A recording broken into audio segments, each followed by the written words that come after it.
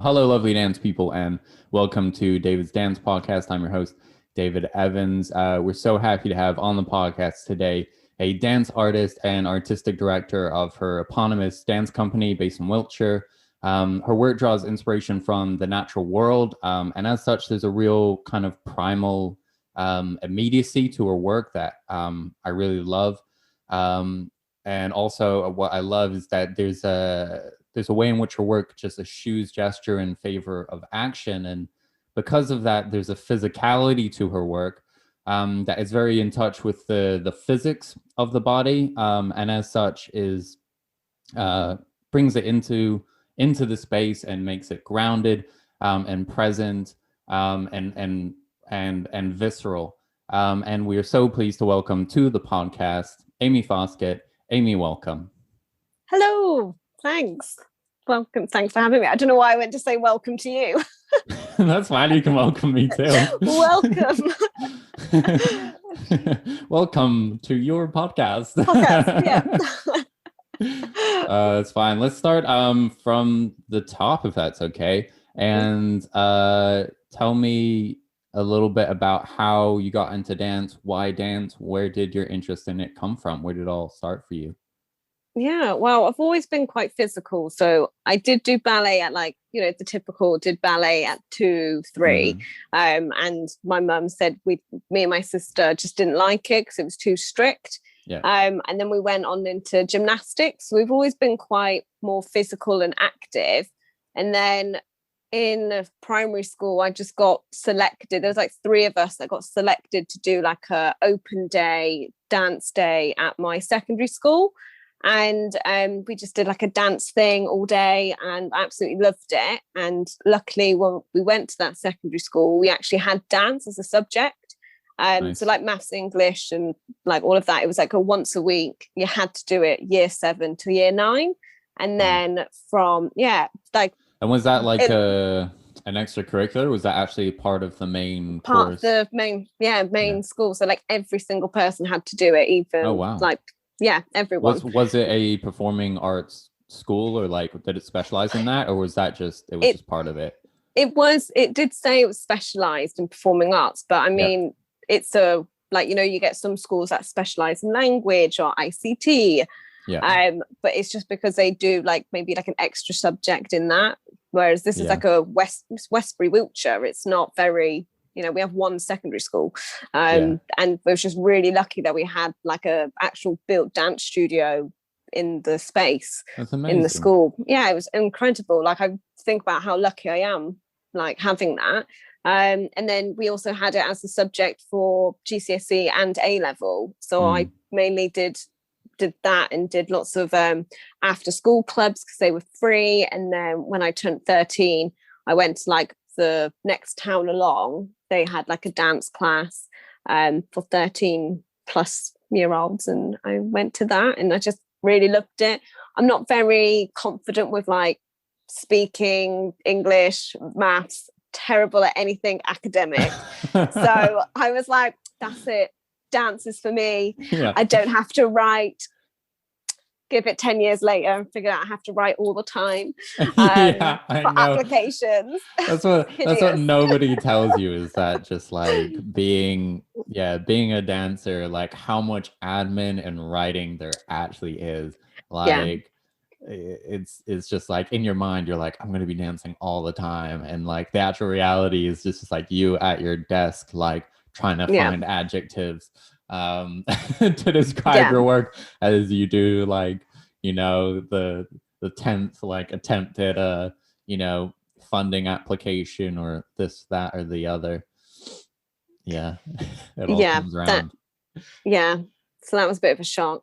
And then I think at 16 I went on to a CAT scheme. So we had Swindon's nearby, so I used to get like a train, like I think it was like an hour and a bit, train to Swindon every Saturday.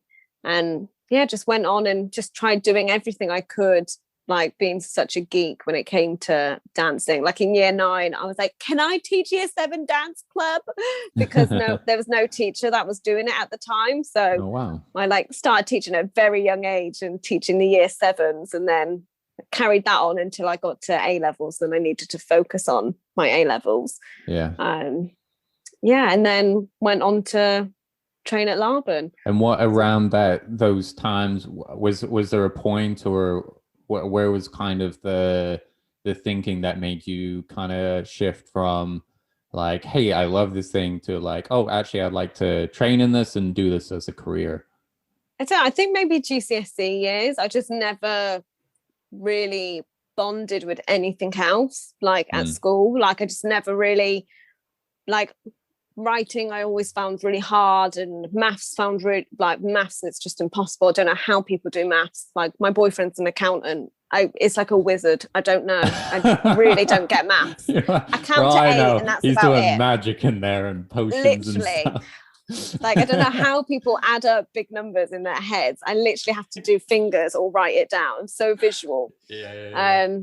Like, I had like a few things that I quite liked. Like, I really liked biology. I'm just not very good at them. Like, I like things, I just couldn't get it in my head. Like, all the academic stuff. And dance was the only thing that people were like, oh, you have a natural talent, you should do this. Or have you heard of cat skiing? You should go and do that. And I think once I got into like cat skiing, and then I was like, okay, cool, this is like proper training on a Saturday. I loved it. It was, just, I don't know, it just doesn't feel like I had any other option. Right. Yeah. I did always have in the back of my head, because I love children, I could be a midwife, but it's just all the academic side of it was probably like a no, probably couldn't. Yeah. I think, like, in some ways, I don't know, some of the decisions, the most driving decisions in like life, I think, are the ones that you just don't have to overthink. You're just like, oh, I just know I want that, you know? And there's certain things like I remember, I still have like a journal from when I was applying, when I was in A levels and like applying for university. And like in that I written down and talked about how I was talking to my dad about universities, and, you know, some I was going for were a mixture of like art and dance, like at Chichester. And I was like, well, if I don't study dance, then I want to be at a place that, you know, has a lot of, you know, clubs and societies. I was talking to my dad about this, and he was like, you know, there's more to picking a university than, you know, dance. And I was kind of like, no, there isn't.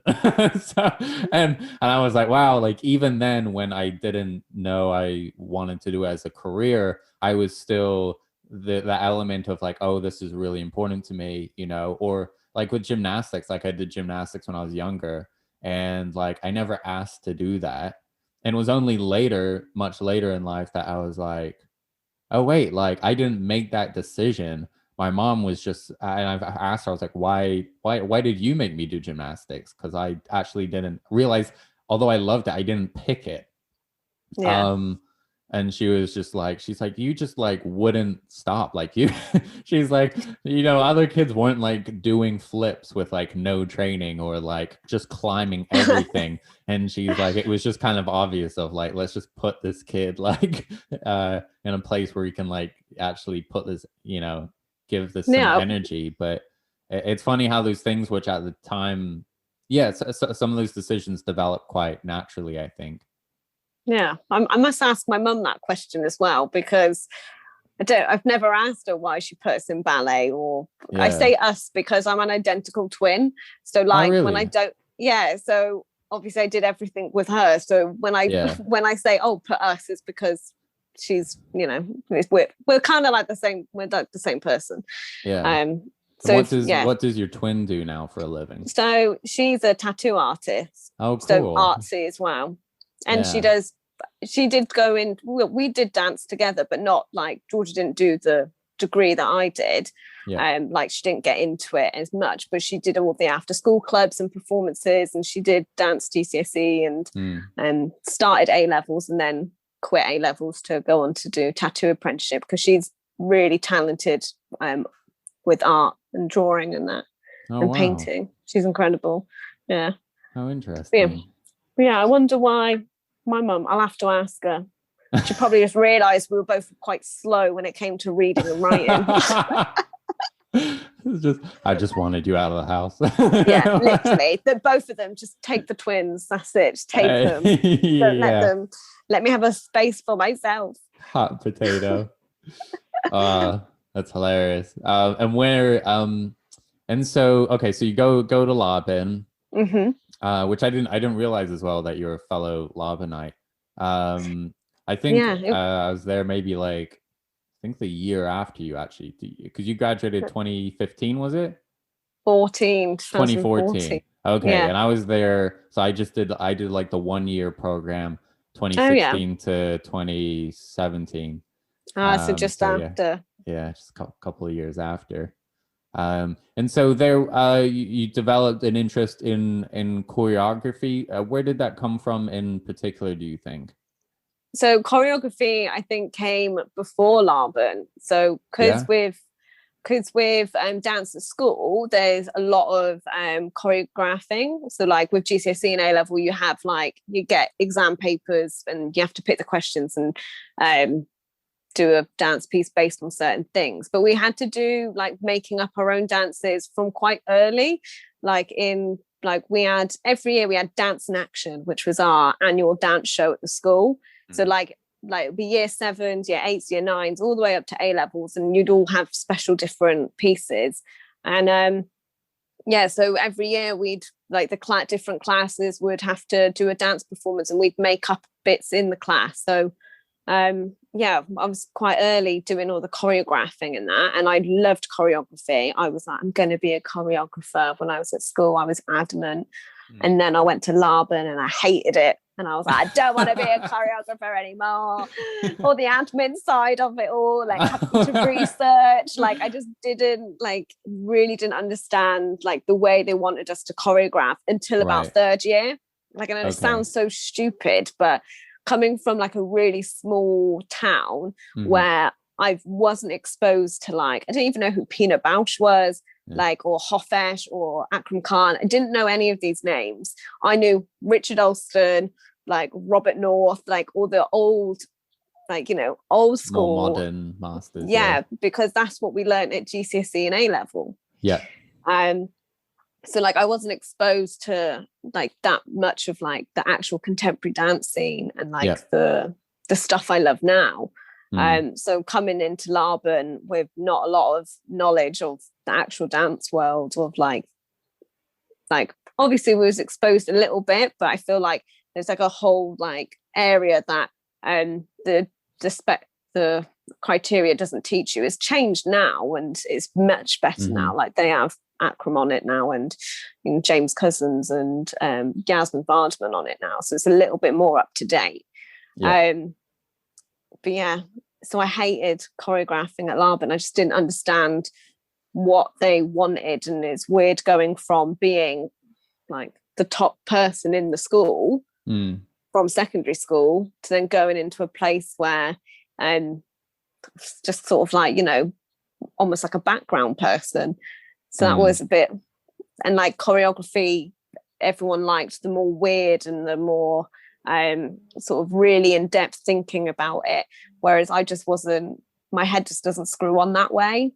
I'm more visual, looking at the visual rather than looking in when it comes to dance. So that was quite hard, and it took a little while after uni to get back into dance. Back into choreographing actually. I appreciate that. Laban's quite cerebral, and it's an approach, but it's not necessarily for everybody.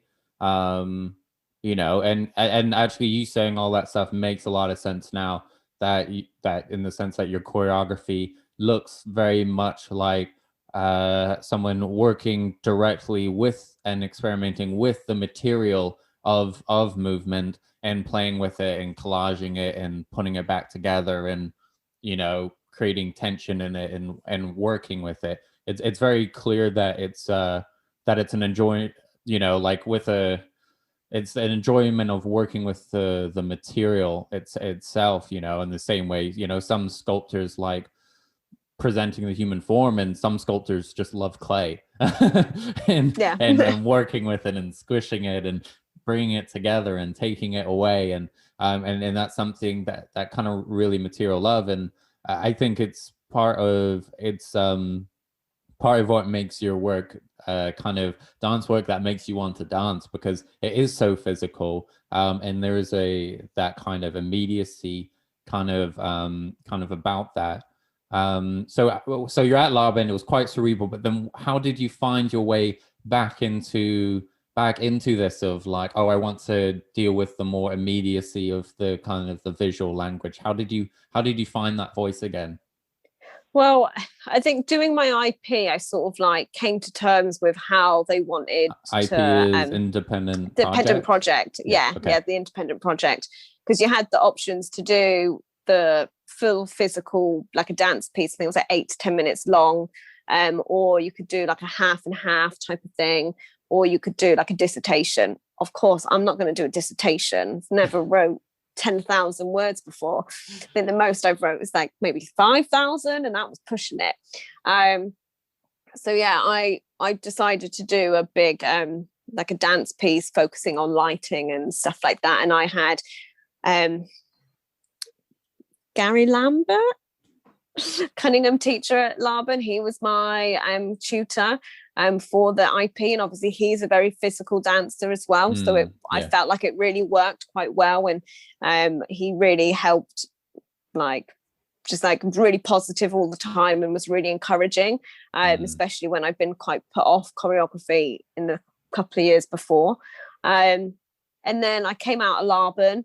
I took some time off just because I, was dirt poor and had to work at Lush, and just went to pro class when I could afford it, and just it took about a year and a bit to even get back into like dancing again. And then I can't, just going back to Gary quickly, like it's like, how important are those tutors that really get behind you? Because, and you need, this is why I think as far as teaching goes, it's really important to have variety in an institution, and that's one of the best ways that you can support your students, is by making sure that there's a variety of ethos and approaches in the teachers, because otherwise there's students who are amazing but maybe are kind of sort of fall outside the style of the institution. I had that, so I did a art and philosophy degree, but I was, all the work I was making was dance work for the gallery, which was not like meant to be part of the course. They so I had 4 years. In my third year, some of the stuff I did, they just wouldn't accept as coursework. And it was pretty unsupportive, until finally I had a tutor in my final year who was just like, you know what, like, we're just, we accept, like, you're not going to change at all. And so we're just going to back you on this. And then once she like actually really got behind me, like it was so much better, and it would just propelled the work forward, because I was finally getting input that wasn't trying to just squeeze my work in to fit the course, but was just trying to like, okay, how can we actually support you as an artist, which is what programs should do. Because, like, let's be honest, like an art degree isn't worth a lot. And I always felt like, hey, I'm not trying to be a professional art student, I'm trying to be a professional artist. So there's no point me trying to please these like tutors with artwork that is, and coursework that is not the work that I'm going to go on to make professionally. Like, I may as well develop my practice in a genuine way, and you guys can either get on board and support me in that, and I'm really open to input and criticism and all of that, but this is what I'm going to be making. So yeah. But those tutors they're really life-changing when you find them. Yeah, like I do feel like there was a few, like I do obviously enjoy like the really physical teachers, and that loved like the physical choreography. I felt I was just very lucky that I got someone that agreed like that as well, because some people didn't get tutors that were engaging at all, which really hindered them later on. So I just feel quite lucky that I did have Gary that was really supportive and helped push through. And like I did do like loads of research, and I did really enjoy that. Like he helped me like get past that sort of part of choreographing and doing research. And now it's a bit of, now when I choreograph, I do research in that now, which I feel like helps along the way. Yeah. What is your approach to research? It's I probably not. Is there like one standardized way, or like is it change every time, or do you tend to have a starting place, and what's it? Yeah, I mean, sometimes ideas just come to me in the head, and I'm like, oh, okay, let's write that down. So I'll either just write stuff down in my notes. For someone that doesn't like writing, I do write a lot, like in notepads. I like physically writing stuff because I feel like that I remember it a little bit more. I do a lot of spider diagrams and like word association, and that's kind of how I sort of like use the words to generate material in tasks and stuff like that. Or I just research. I mainly look at like videos and just stuff online. Like it's quite, I feel like it might be quite basic to some people and to some choreographers, but I do kind of go a lot with gut instinct and how it makes me feel. I feel like that's kind of more like if I'm looking and researching stuff and I get like a feeling from it, I'm like, oh yeah, okay, I'll write that down or make a note of that. Yeah. And even word wise, like what are you trying to like nail down? Is it like, is it like descriptors? Is it imagery that you're writing down? Is it themes? Is it like stories? Is it verbs, or is it movement, ideas? A bit of both. So sometimes when it, like with the wolves, the piece that you saw, like an edit of the wolves, because it's changed since then. It's gone on and changed so much. But like I'd write down like the title of the piece, and then I'll just like write sort of like human behaviors, or it is just more random words. Sometimes it's movement, it all just goes into one big spider diagram that goes off on a tangent, because that's kind of what my brain does naturally. Even when speaking, it goes off on a tangent. So that's kind of how I write things down. And I keep all my notebooks, and I look back and I'm like, God, how did I ever like make something out from that? Yeah. But it's a bit of everything. So you bring your journals into the studio. How do you then move from those journals, from those ideas, from those words to movement and creating movement on dancers? So I work quite closely with the dancers. So like I'll give them tasks, or I go, well, I want to create something that has this type of feeling and it's got this type of motion that's going from here to here. So usually, because I'm quite visual, I usually have an image in my head of how I want things to like be looking. So I kind of try and describe that to the dancers, and then we'll either work by ourselves or together, or off in groups. And I'll go, this is kind of the task. Let's figure out things that we can do, and then we'll come back together and put things put things into like a so phrase. It's kind of a case of sketching it, getting people to generate material that you feel like is going to be close to the feeling, and then bringing that together in kind of like a composition of like trying to bring the elements together into like a kind of sketch or vibe of your vision that you can then refine. Basically I've been over in the lockdowns going over like deleting stuff off my laptops and that, and I found all these old videos from when we first were creating the wolves, and I just kept sending the clips to the dancers going, can you believe this even looked like that bit? Like everything looks so different from when we first created it to now what it looks like. And it's still probably changed again. When we revisit the wolves, I'll probably still change things, because I feel like things are never finished. There's always more, well, not always more, but I always feel like there can be more.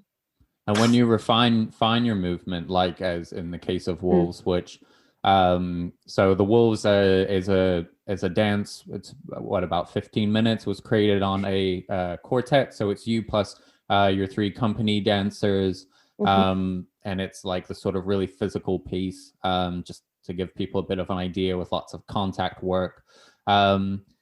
so with that, then how do you go from those kind of compositional sketches to developing the language and creating those changes, or what's in your mind when what's instigating those changes, I guess, is kind of what I'm interested in, because it's you know, when we, as a choreographer, when we watch our work back, what for you is going like, oh, I need to change that, or that should be a bit more like this, or we need to develop or refine this idea, or that needs to be a clearer moment. Like, what is that process for you?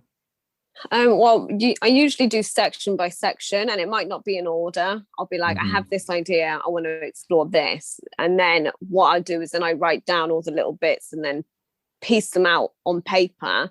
And then we'll try it in different orders. And then I usually film everything. So, like, when we're in rehearsals, I go, okay, let's do it. And I'll film it and then I'll watch it. And it just might sound a bit weird, but like, I've never really talked about my choreographic process in this much detail, but like, I literally just watch it and go, no, this needs to, no, it's just a gut feeling. Like, when I watch stuff, and I'm like it, I feel awful, but I'm like it watching things on stage. Like, if I slightly get a little bit bored, then I switch off. Like, I feel like I've got quite I don't know how to call it, but like, I switch off quite quickly if something's not engaging me. So like, I'm that critical when it comes to my work, which is probably why it's so physical, because I'm like, I need something that's like, and because I don't do words or counts very well, it's more sounds and how it's feeling internally when I'm watching. No, that makes sense. So it's a very intuitive process for you. It's very much like feeling your way through the work and trusting your gut to feel where it's going. And it's also that thing of like what was it? Oh, I just lost my thought. What was it? We were just saying, say the last bit again. That it's not necessarily like with words and counts, it's more internal, like gut feeling, variety, intuitive. that's what it is. So you saying about that, about like the kind of attention span, which I think is maybe not, you know, being entirely fair to yourself. I think that makes sense, and your work has real variety in it, and there's a lot of surprise in it. I enjoy how, with what I saw in the Wolves and clips I've seen of your other work, there's surprise in it, but it's not surprise for shock value or just for the sake of surprise or originality. It's really more about creating visual variety, and kind of a linguistic kind of movement language, and also that it takes you somewhere. That I think is like really, really important, is that when there is variety or there is a change in the choreography, that it brings us into a new place. You know, in watching the Wolves, I really got the sense of kind of events unfolding because of the way in which sort of one thing kind of rolls into another, but each thing is kind of like a new iteration or a new feeling. So I think you did really well to create this kind of interlocking feeling. And that's kind of a question I have, and pardon me, something you did really well is, how do you, you know, in the Wolves, it was very much like, you know, one person would, you know, be lifted over here, and then they would run over here and push that person, and then suddenly something would happen here, and it was felt like organized chaos, you know, and it was really like action reaction. And you know, those machines where they like drop a marble over here and then it rolls and knocks this thing out, and then that cuts the rope that drops and sets flames, you know, and it's like one of those kind of things. It was like watching this like complex kind of chain reaction. How do you build up those kind of movement sequences? Because looking at it, it looks way too complicated to just be like, to have like planned out in advance.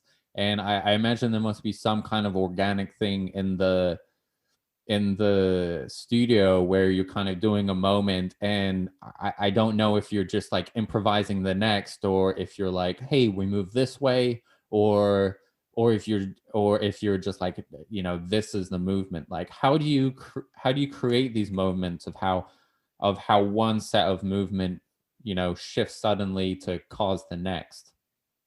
Yeah, well, it is kind of planning it out. So like we'll start in a certain position and we will do one move, stop, go back, do it again, and then find like a new and then be like, okay, well, I'm going to go this way. Okay. And then someone decides, and we pick sort of our own individual pathways that then can join up with each other. Right. We had done it before where we were missing one dancer. So we were planning the moves and then going, okay, and then Joe's going to be here and then he's going to move there. And then when he came back, we were like, you're doing this. And then he'd be like, no, I can't do that. Like, yeah. And it's just like a total nightmare. And you're like, oh yeah, we thought like, we forgot you take up space and like, you're going to hit that person. Like. Yeah, especially when Joe's like a foot taller than me and Georgia. Yeah. So forget about that height difference. Yeah, it is just kind of like, it sounds weird, but we plan it out, and then like over time, because it's just so natural, it just ends up getting quicker and quicker and like a bit more messy, which is what I quite like. But I've always been like you said, organized chaos. I like having to do this, like having different things to look at. Got your head on a swivel. Yeah, like going, that's kind of so it's almost kind of like stop frame animation, like, you know, like how they do like Wallace and Gromit, where they're just like take a photo and then they're like, all right, let's move them here, and then like take a photo and then do it, you know. And it's kind of in a choreographic sense a little bit like that, like working how it's going to feel moment to moment.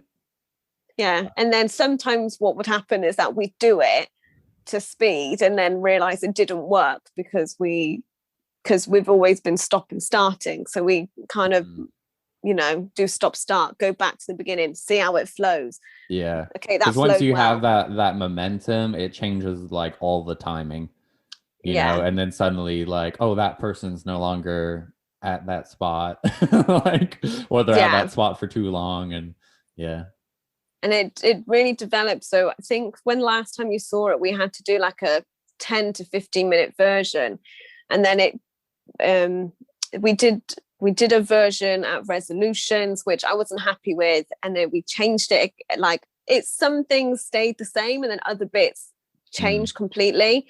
And then the most recent ending was another type of stop-starty organized chaos, but like it was more like attacking each other with a strobe light, which I mean, it's hard enough doing all these big crazy lifts and like kicking each other down and pulling each other up, and then having like this flashing light at the same time. Honestly, I felt too much.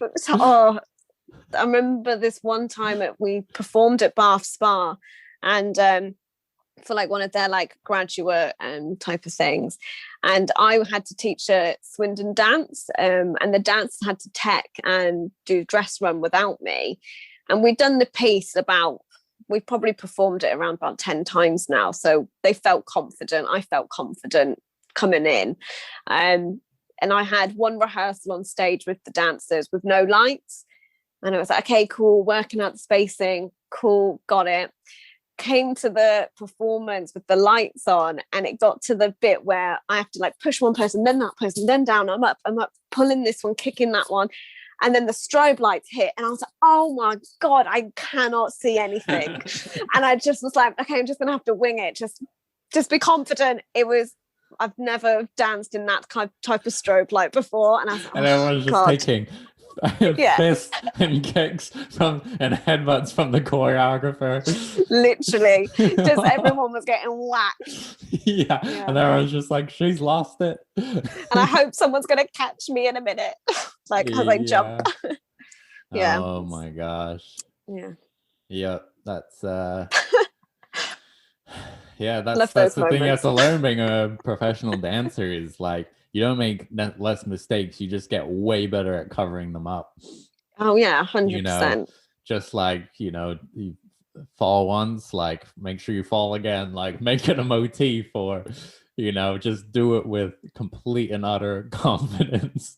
I used to have a ballet teacher that said that I was really good at looking like I knew what I was doing at the whole time, not knowing. So I would go like here, look at the person behind me, look at the person to the side of me, like, because I got thrown into ballet quite late, so I didn't really know what I was doing at all.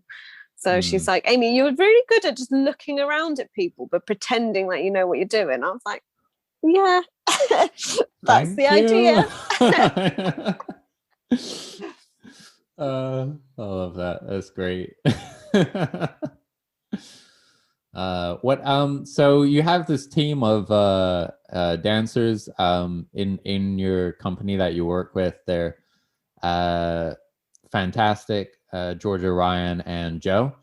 And how did you guys meet? How did they become part of the company?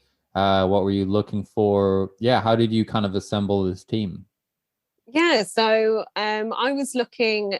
So I had I'd been working with some other ladies that I knew at Laban, and the Moth said, which was like one of my earliest work, got picked for resolutions, and the other girls I was working with, they all were a part of another piece that was getting performed the day after. So they all were like, we're going to do this one instead. And I was like, okay, cool.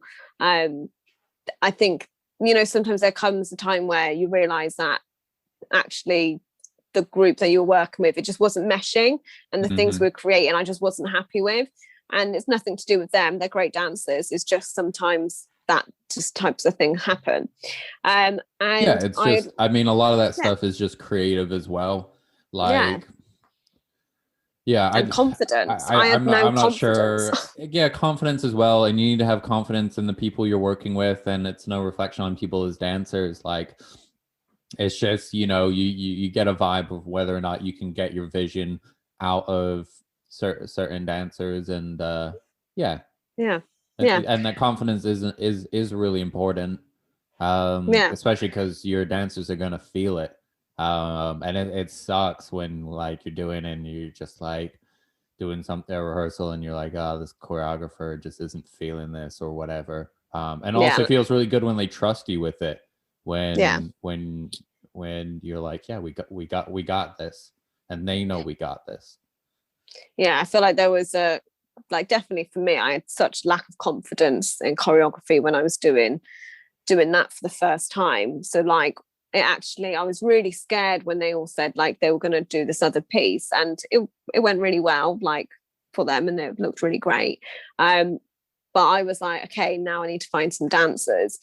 And previously, the last month, I'd done this random Rosie K community thing, where she was working with kids for 5 soldiers, and I went to be a part of it, and then it was like so random. I think there must have been like a confusion in like marketing or something, because it had like certain ages, and then they got in contact and was like, oh, actually you are a bit too old for this, but you can still come along if you want. And I was like, I've got nothing to do, sounds like an all right opportunity. And then so it was me, this other girl called Kelly, and then we had the 2 Georgias, so Georgia Fletcher and Georgia Brown, who was one of the original dancers in AFD, and I met them through this, and we were being like sort of graduate helpers for this project, and we performed together in front of Rosie and for their event for the 5 soldiers, and it was great. So I knew the 2 Georgias through that, and I was like, I'm looking for dancers who'd be interested, and they both messaged me. We had a couple of rehearsals together, and I was like, this is great. And I was like, I want to take a step back from performing. Do you know anyone else? And Georgia Fletcher was living with Ryan, and Ryan Ledger used to work with Richard Alston. And I was like, yeah, bring him in. Like, let's see if he wants to be a part. Like, I'm happy. And then he came in, and it worked out really great. And we had the dancers were, they all knew each other, so they were really close. I was kind of like the odd one out, but because they had such a good relationship, they really meshed well together, and they were really supportive of me, and like they really helped bring out the best in me, and we performed the work and it went really well. That's great. Yeah, and then Georgia Brown went to she went off to the Caribbean to do like lead choreographer for oh wow. What's it called? Some really fancy hotel chain, like it's so bougie. It's like nice when you can be part of a team where you feel like you're growing together in a very real way, and like you're all moving up together, and like you say, getting the best out of each other, and not just you getting the best out of them, but them bringing things out of you and your choreography that you might not have expected. Yeah, definitely. Like, and they were also confident with actually risking with lifts and that. I'm like, can we try this? And they were like, yeah. And I was like, great. Like they were so open to like try new things and just like play around and do lots of improv, which was just really great. What I needed at the time. So then Georgia went to go do the choreographer job in the Caribbean. So then I had to find another dancer. And Joe, weirdly enough, lives 2 doors down.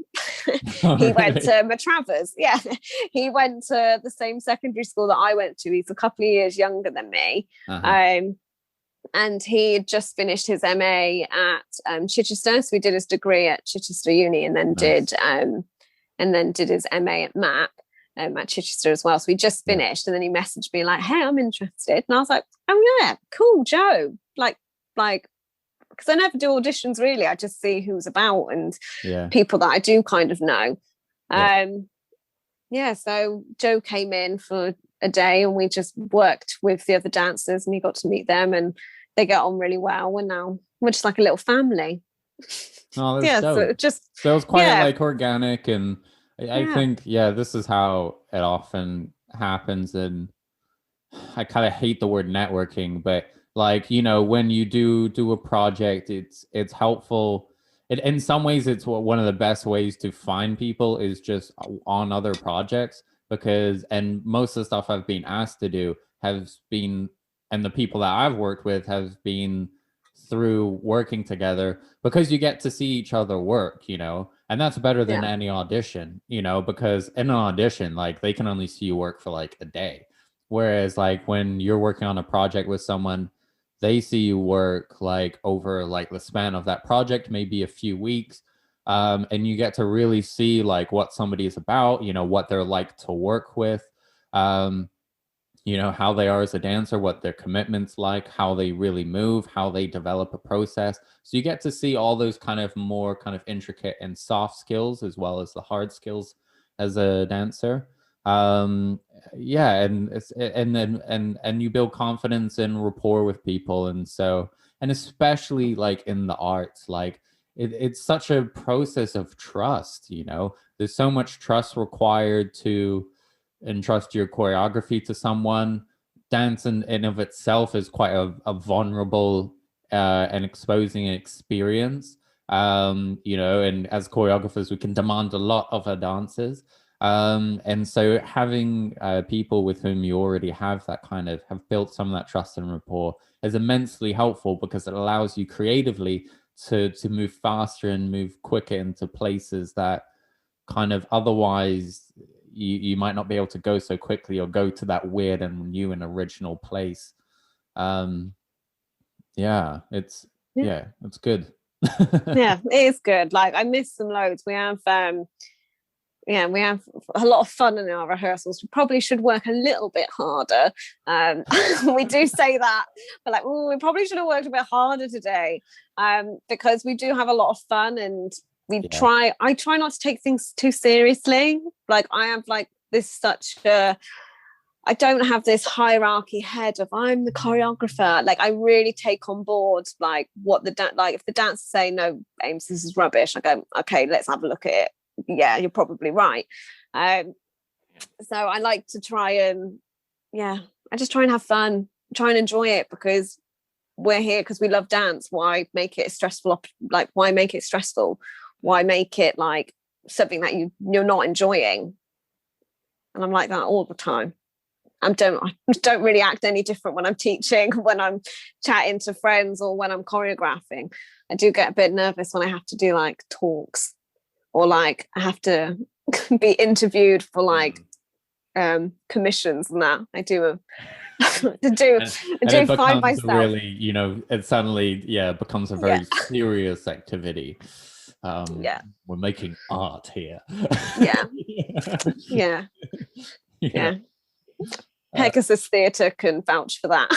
when I had to interview for a commission for Moving with the Times, and I was like, oh, like making all these like weird gestures and like getting all flustered. And and then Viv from Swindon Dance was like, do you want a sip of water? I was like, yeah, thanks, Viv. Like, I think a lot of choreographers are like that, to be honest, because it's like, well, there's a reason we work in movement. Because sometimes words fail us. 100%. Words fail me all the time. Just a bit of a weirdo, really. Tell me about with your work. So all your works, they have in their titles references to nature. What role does kind of nature and this kind of primal imagery have in your work? Why is it important to you? Why do you feel like these are often starting places for your dance work? That's a good question. I don't know, I've always been really like a big fan of nature. Like, you know, I'm such a huge fan with like the planet and looking after it and being like a eco warrior and being like the person in my family is like, straws, no, and you're gonna recycle that. I've always kind of like, you know, growing up with David Attenborough and always watching like nature programs and stuff like that. It's just something that's really like, it's just me. Like, I love nature. I love going outside. Like, I'm from the countryside, so I get to see a lot of that. Just looking out my window, out at the trees. So it is something that is very personal to me that I do quite love. I don't know. It's just I just love it. I just love nature, and it just happens organically. It's not a decision that I've made to be like everything's going to be about nature or has that sort of you know, animals or anything like that. It's not a conscious decision. It just ends up happening that kind of way. It's that way in which like those big things in our lives just give us a feeling, and because they have strong feelings, strong associations, and have strong roles in our identity as well, they can become really great kind of almost like stores to draw from in creating work. It's interesting to just hear where that comes from, because I was like, I wonder to what degree. I'm like, because I don't think I was like, I doubt she, you know, sat down one day and was like, I'm going to make sure all my titles have a reference to nature in them. And I hadn't even clocked it, to be honest. I hadn't even clocked it. And then I was just thinking, because I had like a really early work, which was called Through the Cotton Grass. Bit of nature. Moth said, moths. Wolves, flame. animals. Moth said to a flame. The flame's really primal as well. Like I don't know. I am quite I feel like personally I am quite not an intense person, but I am very passionate. I can get like riled up about like certain things I'm passionate about, and I get really like about it.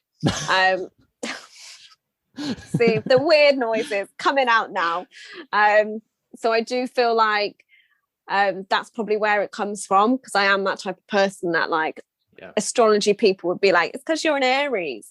But I am that type of person that's like quite fiery in the things that we love.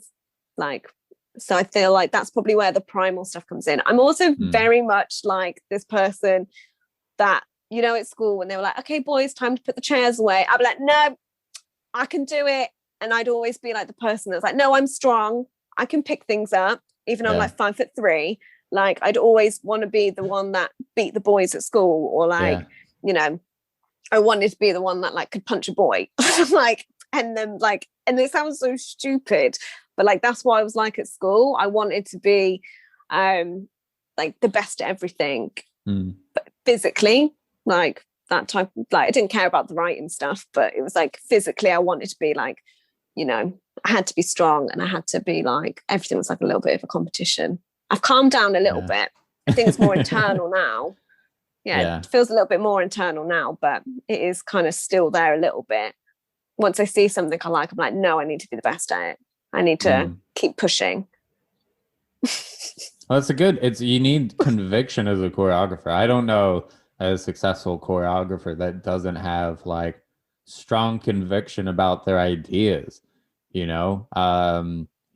or wrong or whatever, or, and it has nothing to do with kind of strength of personality. I think of like, a choreographer like Bodis Seva, who is so soft spoken and introverted and sweet, and his ideas are so clear on stage, and strong, and he has very clear, succinct imagery, and there's real clarity in his work, and he has a lot of artistic conviction. And it's kind of like you put those two next to each other and you're just like, how is this like the same person? But like, that I think there's that underlying fire, that underlying conviction kind of needs to be there to be able to just put work out there, because putting work out there is vulnerable, and you got to just be like, here it is, like here's the work.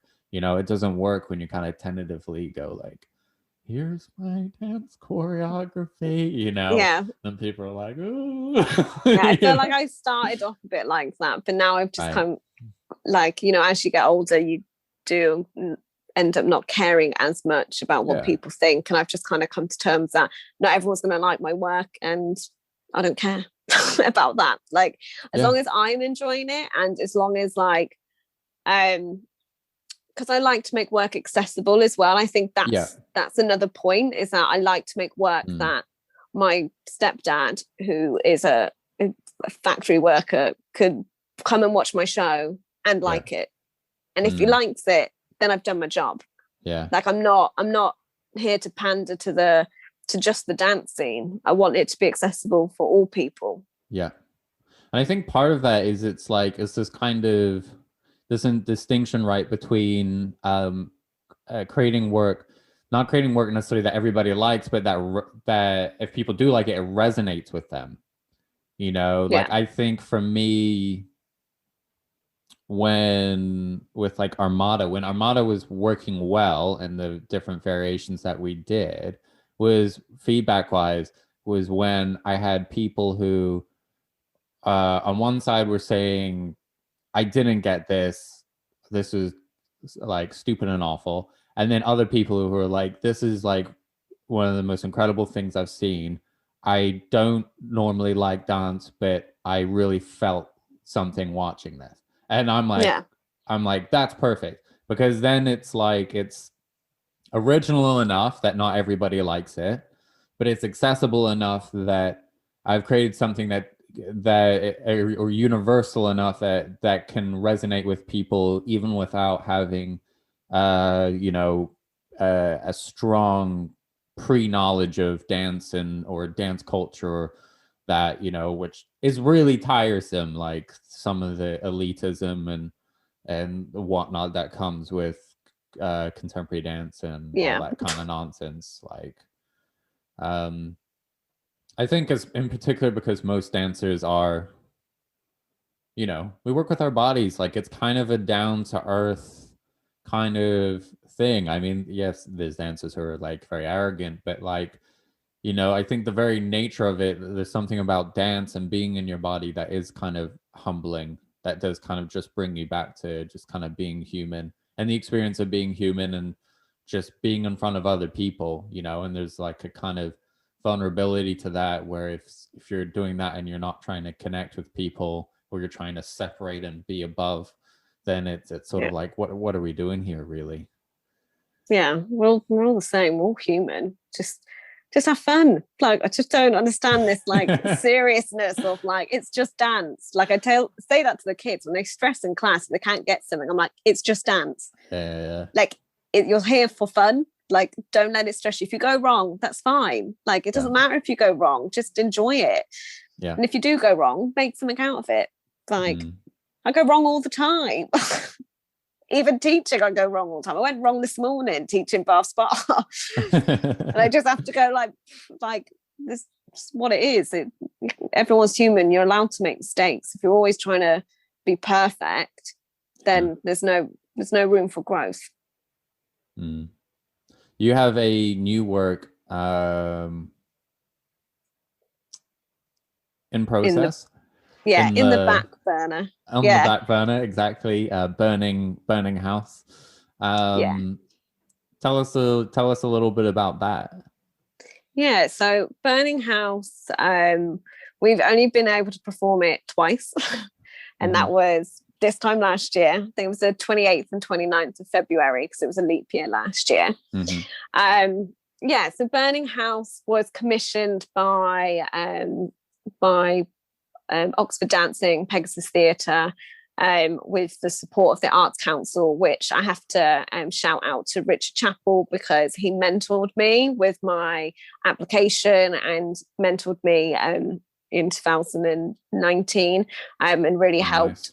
But yeah, that's what helped. Like, without his help, I probably wouldn't have got the funding. So thank you, Richard. That's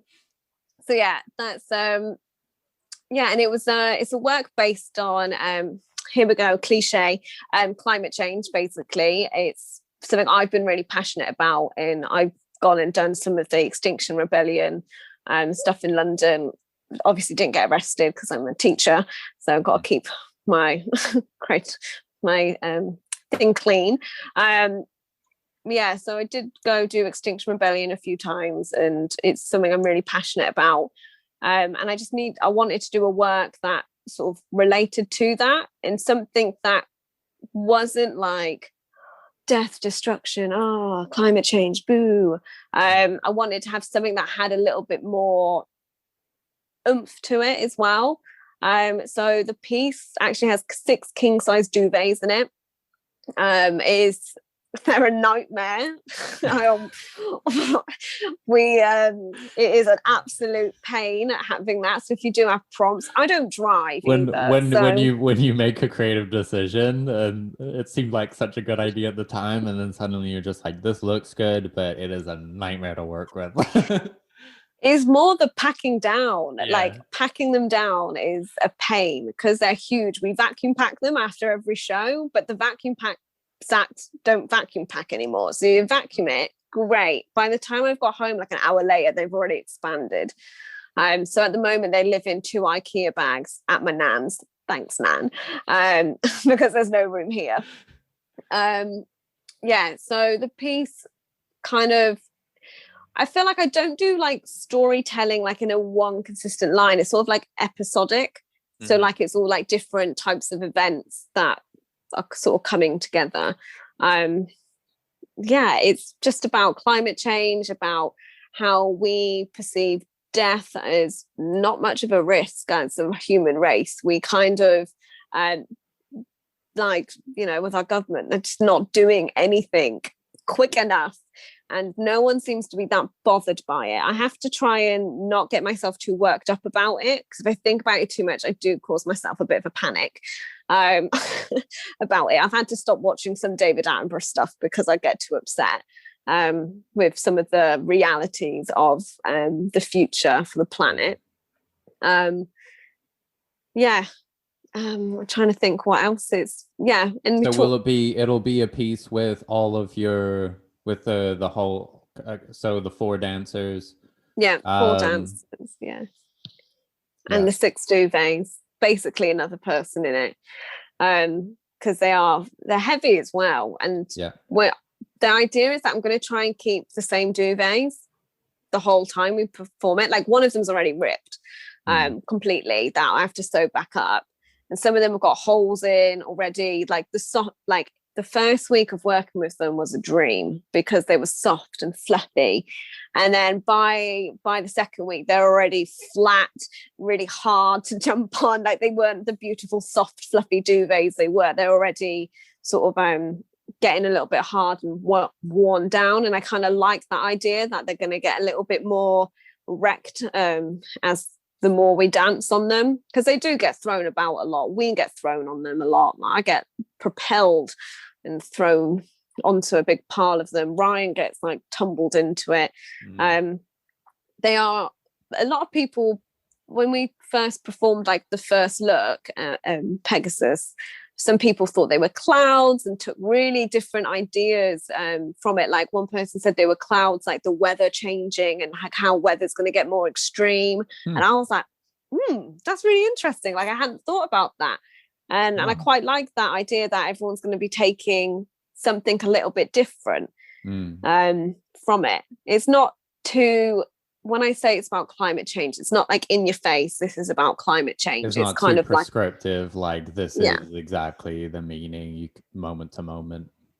Yeah, if we take, we always call the duvets as being like icebergs. We have them, you'll see on the trailer that we have them bunched up and we stand on them. And if you go on the Instagram, there's stories from when, like the highlight stories that you've got, you know, underneath from all our rehearsals doing Burning House, and you'll see some things in there.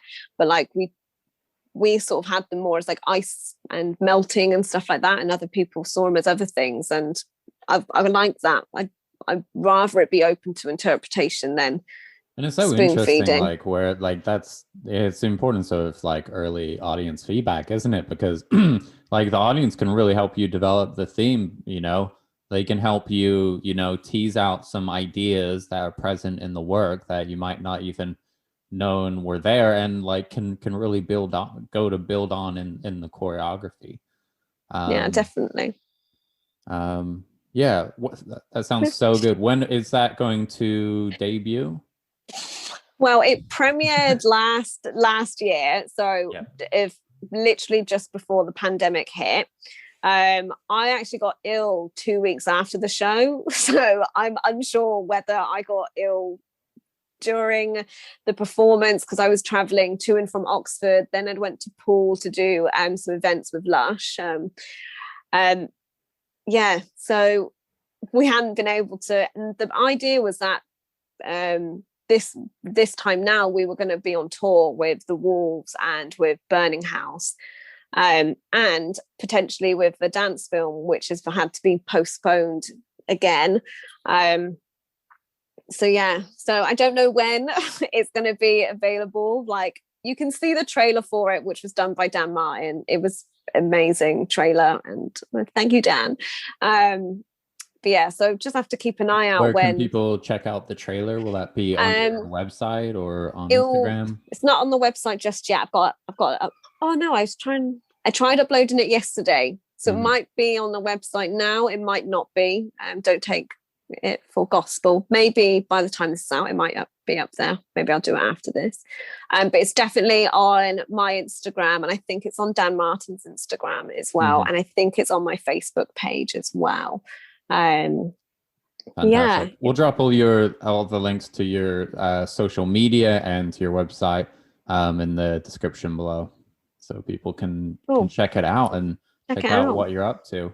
Thank you so much for joining me today. Thank you. It was so incredible having you on and getting to talk about the work. It was just great, and thank you to the audience. We look forward to seeing you next week.